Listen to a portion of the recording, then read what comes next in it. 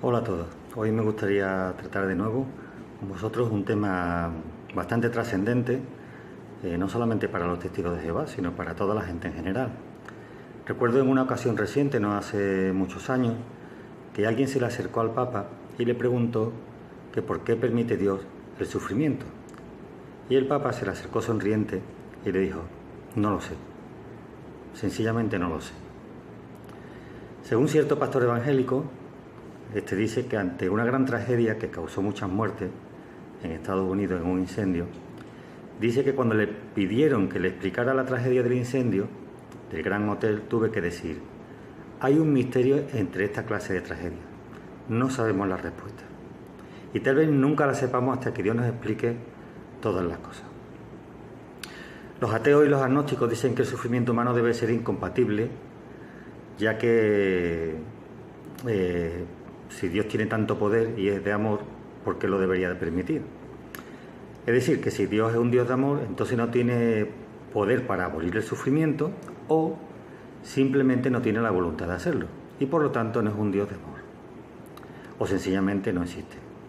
Se supone que un Dios amoroso y poderoso asumiría la responsabilidad de eliminar el sufrimiento humano, como por ejemplo y especialmente el que afecta evidentemente a personas inocentes. Según las iglesias cristianas protestantes, el sufrimiento es uno de los medios que Dios utiliza para obrar en los hombres el crecimiento espiritual, llevándonos a un mejor conocimiento de Él. Pero estas respuestas no satisfacen a millones de personas. ¿Y qué dicen los testigos de Jehová? Me gustaría ocuparme específicamente en este asunto, porque al haber estado ahí tanto tiempo, pues hace años atrás, cuando yo escuchaba este tipo de respuestas, incluso la respuesta del Papa, decía: pero ¿cómo es posible que ni el Papa sepa cuál es la respuesta a esta pregunta y nosotros, los testigos de Jehová, sí conozcamos esta respuesta?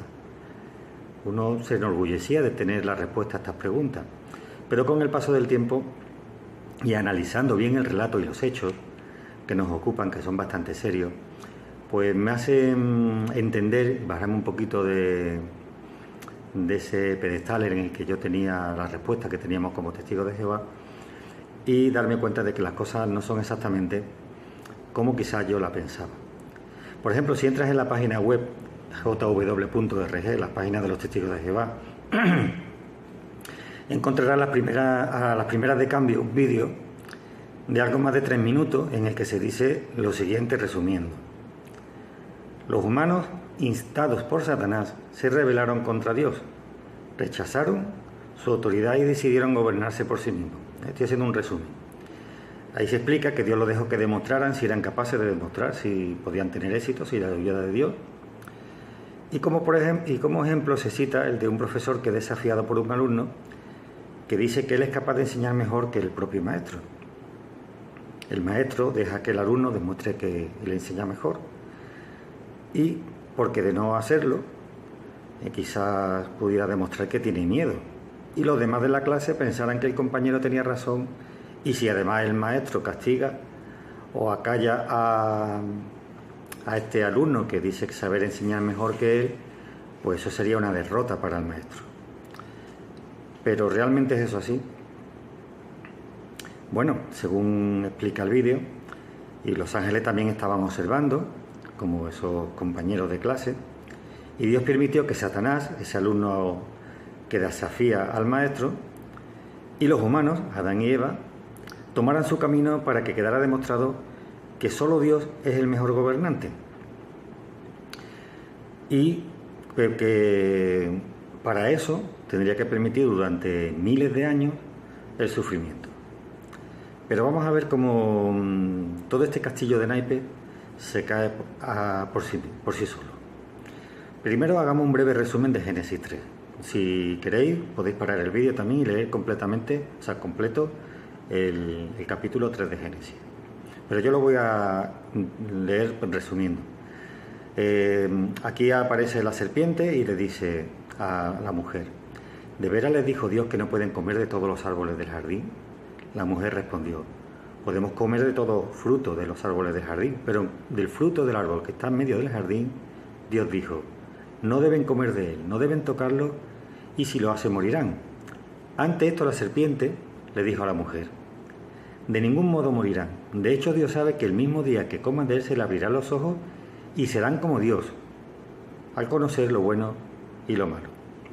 Y el 7 sigue diciendo, después de que Adán también comiera, etcétera, y que Dios se diera cuenta de todo lo que había pasado. Y el 7 dice, entonces se les abrieron los ojos después de comer de este fruto y se dieron cuenta de que estaban desnudos. Es decir, antes no sabían, no eran unos seres conscientes a plenitud sobre sí mismos, porque ni siquiera sabían que iban desnudos. Por lo tanto, cosieron hojas de higuera y se hicieron coberturas para taparse. Cuando Dios se entera de lo sucedido, pues vamos a ver qué es lo que hace. Bueno, os los adelanto. Castiga a las tres partes. Primero, le dice, y habrá enemistad entre tú y la mujer, y entre tu descendencia y la descendencia de ella. Él te aplastará la cabeza y tú le herirás en el talón. A la mujer le dijo, aumentaré mucho tus sufrimientos. Durante los embarazos darás a luz con dolor. Tú desearás intensamente estar con tu esposo y él te dominará. Y a la tercera parte, Adán le dice, como hiciste caso a tu esposa y comiste del árbol que te ordené, no debes comer de él. El suelo está maldito por tu culpa. Te costará muchísimo trabajo sacar alimento de él todos los días de tu vida. El suelo te dará espinos y cardos. Tú tendrás que comer la vegetación del campo. Y con el sudor de tu frente comerás pan hasta que vuelvas al suelo, porque de él fuiste tomado. Porque polvo eres y al polvo volverás. Así que ya estaban las tres partes sentenciadas.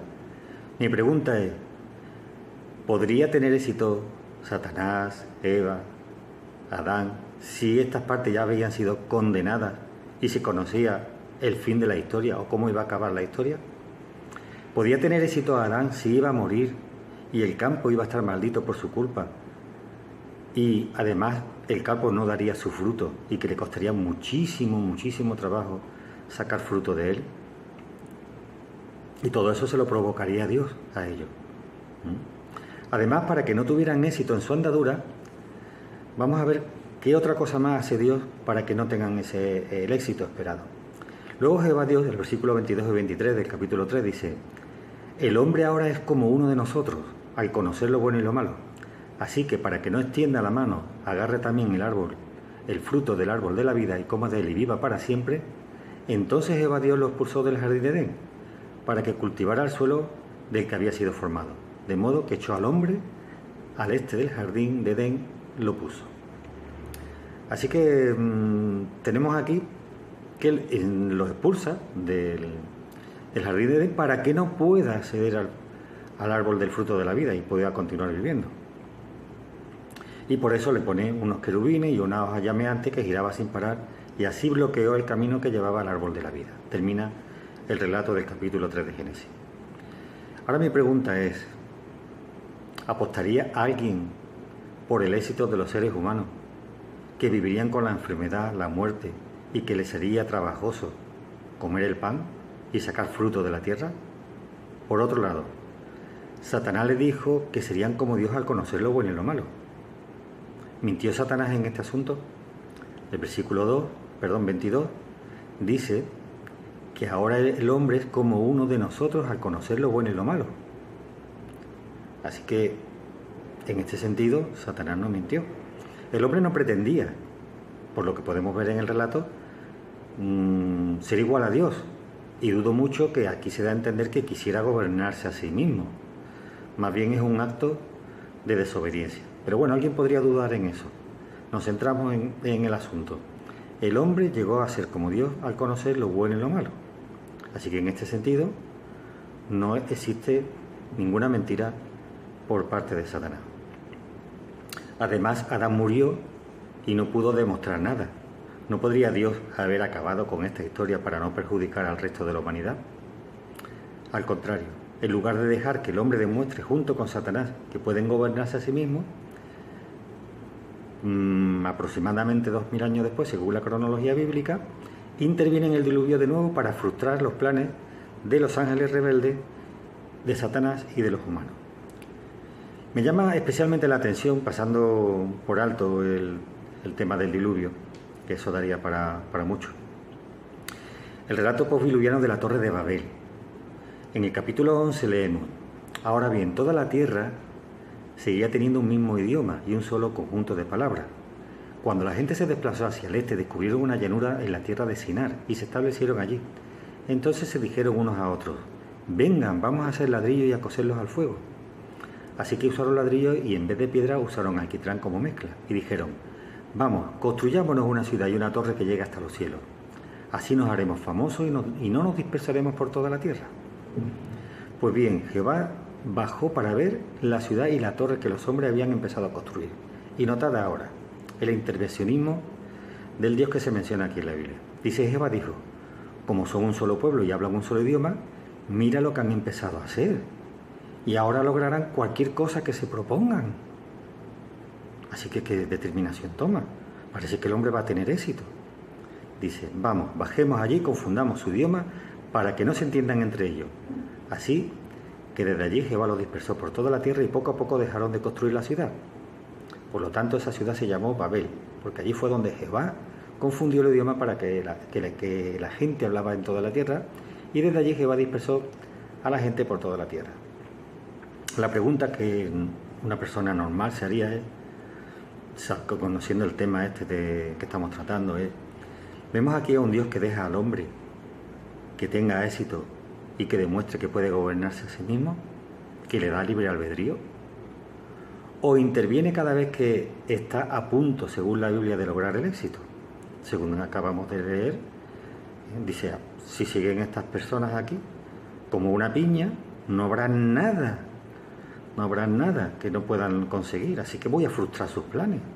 No voy a dejarle libre albedrío ninguno, no voy a dejar que demuestren que pueden gobernarse a sí mismos, es lo que está diciendo aquí. Por lo tanto, la explicación que dan los testigos al respecto carece de todo sentido. En estos relatos vemos a un Dios impidiendo que tengan éxito a toda costa, tanto Satanás como los humanos, desde el minuto 1 de la rebelión. Y ahora pongo yo mi ejemplo particular. Si yo, que no sé jugar al tenis, desafío a Novak Djokovic, a Nadal o a Carlos Alcaraz, que acaba de ganar Wimbledon, a jugar un partido de tenis contra él, ¿tengo posibilidades de ganar? ¿Alguno tendría alguna duda? Pero si además de no saber jugar me dan una raqueta con varias cuerdas rotas, me condenan a tener una raqueta inservible y me atan los pies para no poder correr, ¿algún ser inteligente de todo el universo se quedaría con dudas del resultado de mi supuesto desafío? ¿Podría alguien decir: pues yo tengo dudas, a lo mejor este tal Antonio es capaz de ganarle a estos tres figuras, hasta con las piernas atadas y con una raqueta rota? Sería absolutamente absurdo que uno planteara que yo puedo ganarle algún partido. Pues igual de absurdo es que uno diga que Dios tuvo que dejar a los seres humanos que demostraran, para que no hubiera ninguna duda, de que podían gobernarse a sí mismos. Estos argumentos no tienen ningún sentido, son infantiles y no pueden pasar el más mínimo filtro del sentido común. ¿Quiere decir eso entonces que yo tengo la respuesta a por qué permite el sufrimiento? Pues no. Pero algunos entonces dirán: y si no tienes la respuesta, ¿para qué te vas a meter con lo que dicen otros? ¿Y por qué no? Somos libres de expresar nuestra opinión. Voy a poner una última ilustración para poder contestar a aquellos que dicen: bueno, si tú no sabes la respuesta, pues no te metas en lo que piensen los demás. Pues sí, voy a poner una ilustración. Si yo tuviera una enfermedad rara, iría al médico.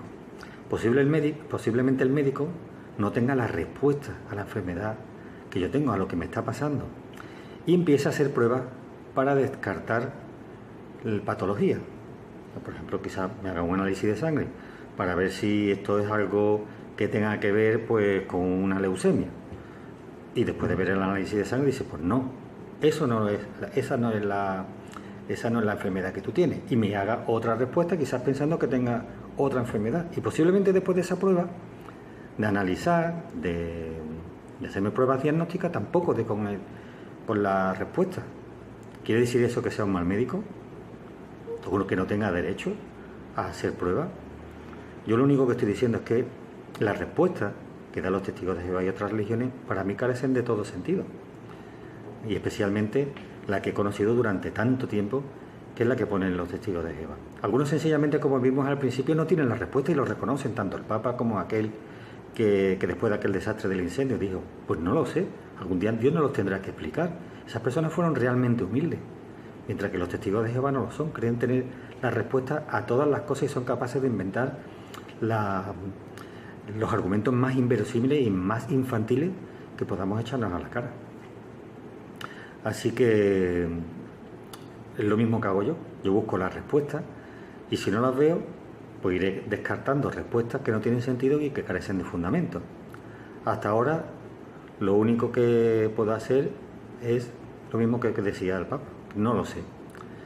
Esta es una pregunta que se hacen los humanos desde hace miles de años, que han tratado los más ilustres filósofos de la historia y aún siguen y buscando la respuesta y continúan sin entenderla. Así que esto no es un tema fácil de entender para explicarlo en un vídeo de 3 minutos como hacen los testigos de Jehová. Así que bueno, hasta ahí el vídeo de hoy. Me gustaría que pusierais en vuestros comentarios pues lo que estiméis oportuno y si le dais me gusta ayudaríais a que estos vídeos lleguen a más personas. Muchas gracias y hasta otra.